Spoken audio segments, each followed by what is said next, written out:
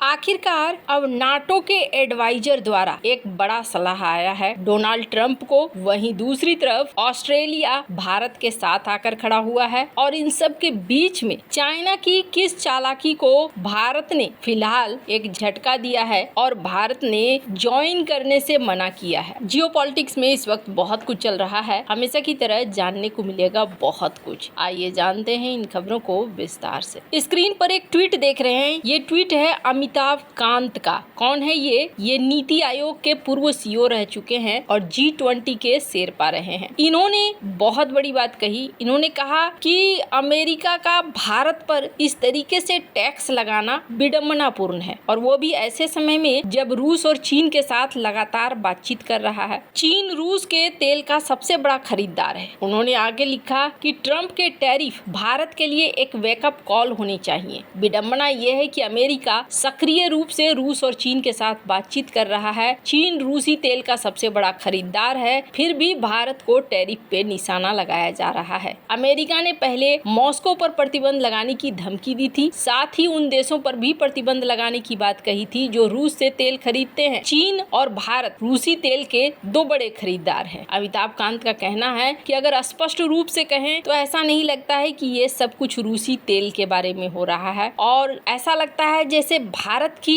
Energy सुरक्षा और रणनीतिक स्वायत्ता को लेकर ये बातें हो रही है, जिससे हमें समझौता नहीं करना चाहिए। भारत ने कई मौकों पर वैश्विक दबाव में आने से इनकार कर दिया है। ये क्षण अलग नहीं होना चाहिए। उन्होंने कहा कि भारत को डराने के बजाय इन वैश्विक चुनौतियों को भारत को साहसिक और सुधारों के साथ आगे बढ़ाना चाहिए। वैसे आपको बता दूं, भारत ने अभी तक हाँ नहीं कहा है कि हाँ जी हम बंद करने वाले हैं रूस से तेल। भारत ने यही कहा है कि हम रूस से तेल खरीदना जारी रखेंगे, यानी अमेरिका की उस नीति का बहिष्कार कर दिया है कि आप हम पर रूस के नाम पर टैरिफ लगाओगे तो वो चलने वाला नहीं है। अब इस टैरिफ के बाद न बहुत सारे देशों से प्रतिक्रियाएं भी आनी शुरू हो गई है। सबसे पहली प्रतिक्रिया देखने को मिल रहा है ऑस्ट्रेलिया की तरफ से आई है। ये ऑस्ट्रेलिया जो यहाँ पर चाइना से विवाद रखने वाला देश है, भारत का सहयोगी भी है और क्वाड का मेंबर भी है। भारत और अमेरिका के बीच में जो कुछ चल रहा है उसका असर क्या क्वाड पर पड़ेगा? क्वाड के देश टेंशन में हैं और क्वाड के देश में कौन कौन? जापान और ऑस्ट्रेलिया ज्यादा टेंशन में हैं। ऑस्ट्रेलिया की विदेश मंत्री ने डॉक्टर एस जयशंकर से बातचीत करी और उन्होंने अपना एक बयान जारी किया। सबसे पहले तो उन्होंने कहा कि हम टैरिफ का समर्थन नहीं करते हैं, जो टैरिफ लगाए जा रहे हैं वो गलत है। उसके बाद ऑस्ट्रेलिया की विदेश मंत्री ने भारत के साथ बेहतर संबंधों पर जोर दिया। वोंग का कहना है कि क्वाड में साझेदारी होनी चाहिए, रणनीतिक साझेदारी होनी चाहिए और हम एक दूसरे के साथ गहरी साझेदारी रखते हैं। उसके बाद इन्होंने ये भी कहा कि हम लोग भले ही अलग अलग क्षेत्रों में अलग अलग तरीके से सोचते हों, लेकिन हिंद महासागर पर हमारा नजरिया एक है। वोंग ने भारत से दोस्ती की बात ऐसे समय में कही है जब ये टैरिफ लगे हुए हैं और अमेरिका के साथ रिश्ते तनावपूर्ण हो रहे हैं। वोंग ने भारतीय विदेश मंत्री जयशंकर के साथ अपनी बातचीत का हवाला देते हुए कहा कि हमें दिल्ली के साथ संबंधों को और मजबूत करना है और भारत अमेरिका संबंधों के तनाव पर वोंग ने कहा कि बातचीत के जरिए चीजों को हल किया जाना चाहिए। उन्होंने कहा कि ट्रंप प्रशासन को भारत के साथ संबंधों को बेहतर बनाने के लिए बातचीत करना चाहिए, आगे बढ़ना चाहिए। टैरिफ में खुलेपन की जरूरत है, एक ऐसा खुलापन जिससे कि तरक्की का रास्ता खुले। एक तरफा फैसला या सख्ती के बजाय खुलेपन से चीजें किए जाना ज्यादा बेहतर होगा। पेनी वोंग ने यह भी कहा कि दोस्त के तौर पर भारत के साथ हम बहुत कुछ साझा करते हैं, हम संवाद को प्रोत्साहित करते हैं और क्वाड के समर्थक हैं। खैर, अब यहाँ ऑस्ट्रेलिया की तरफ से एक सपोर्ट दिख रहा है, तो वहीं दूसरी तरफ नाटो के एडवाइजर ने भी एक बड़ा बयान दिया है। डोनाल्ड ट्रंप के इस एक्शन को लेकर बहुत सारे देश इस बात को कहते हैं कि डोनाल्ड ट्रंप ने रिश्तों को बुरी तरीके से खराब कर दिया है। अमेरिका के तरफ से 50% टैरिफ लगाए जाने के बाद और वो भी रूसी तेल पर दुनिया भर से जो प्रतिक्रियाएं आ रही हैं, उनमें नाटो गुट की एडवाइजर क्रिस्टल कॉल भी है। क्रिस्टल कॉल ने स्पष्ट रूप से कहा है कि ट्रंप का टैरिफ का फैसला अमेरिका और भारत के संबंधों को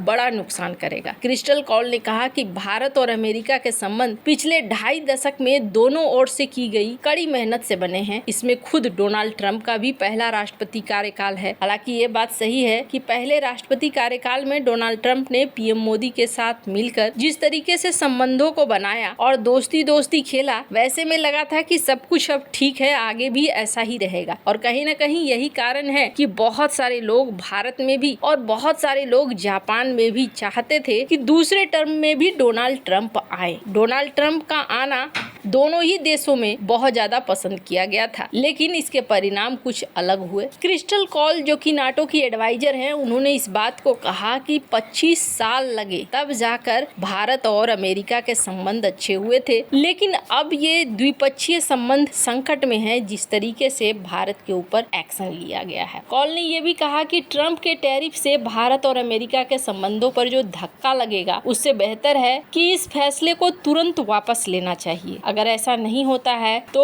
फिर से अगर ठीक करने की बात होगी ना, तो इसमें बहुत साल लग जाएंगे भारत और अमेरिका के बीच संबंधों को ठीक होने में। क्रिस्टल कॉल ने यह भी कहा कि एक तरीके से हम लोग इसे एक निर्देश की तरह दे रहे हैं, एडवाइस की तरह दे रहे हैं। अमेरिकी सरकार जो कर रही है, कई सारे लोकतांत्रिक देश हैं जिनको ये बिल्कुल भी अच्छा नहीं लगेगा। भारत के खिलाफ सख्त रूख ठीक नहीं है, क्योंकि ये एक खास सहयोगी को हमसे दूर कर रहा है। ऐसे में ट्रंप को अपने फैसले पर फिर से सोचते हुए इसे वापस लेना चाहिए। वैसे आपको बता दूं, फिजी के पीएम जब यहाँ पहुंचे हैं तो उन्होंने भी एक बयान दिया और उस बयान में कहा कि कोई है जो आपसे खुश नहीं है, लेकिन आप इन स्थितियों को झेल सकते हैं, मुझे पता है। उन्होंने ये भी कहा, राबुका ने, कि मेरी अमेरिका के राष्ट्रपति से कोई बातचीत नहीं हुई है। मैंने रूस के राष्ट्रपति के साथ द्विपक्षीय बैठक का अनुरोध किया है। मेरी ब्रिटेन के प्रधानमंत्री के साथ द्विपक्षीय बैठक हुई है। फिजी, जिसकी लोकेशन ये है, हिंद महासागर क्षेत्र में एक महत्वपूर्ण देश है, तो यहाँ से रिएक्शन आने शुरू हो गए हैं। अब रही बात चाइना की, तो चाइना क्या कर रहा है, इस मौके को भुनाने की कोशिश में है। भारत को अपने पक्ष में हर दृष्टिकोण से लाना चाह रहा है। ये एक बहुत बड़ी सच्चाई है कि भारत जितना बड़ा देश है और रणनीतिक तौर पर महत्वपूर्ण देश है, ये बहुत ज्यादा मायने करता है। भारत का सपोर्ट चाहता है चाइना एआई के